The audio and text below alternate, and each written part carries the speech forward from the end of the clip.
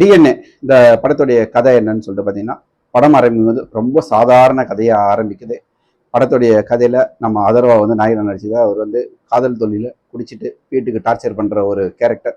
இப்படி டார்ச்சர் பண்ணிட்டு இருக்கும்போது அவருக்கு வந்து கல்யாணம் செய்ய முடிவு பண்ணுறாங்க. நிமிஷா விஜயனை வந்து பொண்ணு பார்க்குறாங்க. நிமிஷா விஜயன் யாருன்னா ஒரு ஓவர் ஆட்டிடியூட்கள், அதாவது சொந்தக்காரங்களாம் அவளை பைத்தியன்னு சொல்கிறாங்க. அந்த அளவுக்கு துரு துருன்னு இருக்கக்கூடிய ஒரு பொண்ணு. இவங்க ரெண்டு பேருக்கும் திருமணம் நடக்குது.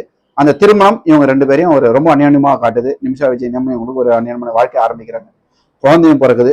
குழந்தை பிறந்து அந்த குழந்தைய கொண்டு வந்து அம்மா கையில் கொடுக்கும்போது அந்த நிமிஷா விஜயன் கேட்குறாங்க, இது என்னுடைய குழந்தை இல்லை, வேற யாரோட குழந்தை என்கிட்ட கொண்டு வந்து கொடுக்குறாங்க அப்படின்னு சொல்லிட்டு அழறாங்க. எல்லாருமே வந்து அந்த பிரசவ வழியில அவங்க வந்து பைத்தியம் ஆயிட்டாங்க அப்படின்னு சொல்லிட்டு சொல்லும்போது அதர்வா மட்டும் நம்புறாரு.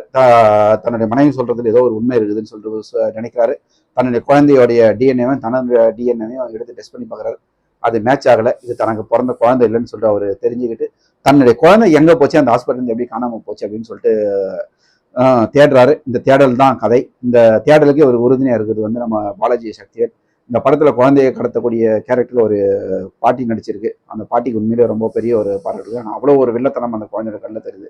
அப்புறம் சுப்பிரமணிய சிவா அவர் வந்து வில்லனா அந்த குழந்தை கடத்தலுடைய ஒரு லீடராக நடிச்சிருக்காரு.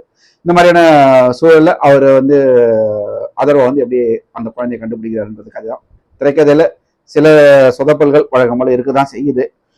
அதரவும் மட்டுமே தனியாக தேடி கண்டுபிடிக்கிறாரு. பல ரவுடிகளை போய் பிடிக்கிறாரு. அந்த ரவுடிகளை போய் பிடிக்கும்போது அவன் வந்து பல குழந்தைங்களை வச்சு பிச்சை எடுக்கிற மாதிரி ஒரு சீன்ல காட்டுறாங்க. ஆனால் அதுக்கு உண்டான ஆக்ஷன் என்னன்னு தெரியல. போலீஸ் அமைதியா இருக்கு.